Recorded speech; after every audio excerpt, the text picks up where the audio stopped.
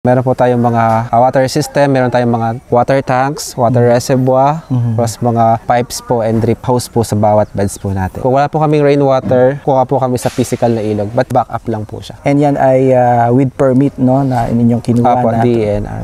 Sa DNR. Yung mga pipes ninyo, nakikita ko in between ng each crop, so hindi na kayo mano-manong nagdidilig po. Okay. Tama po. Principle lang met ladder po namin is ma-dilute yung fertilizer po namin directly ng aming tubig. Hindi po yung mismong aisle, kasi may aisle po kami ito. 3 feet aisle. May kaming 1.5 na soil bed. Doon lang po siya talaga mag-center lang po.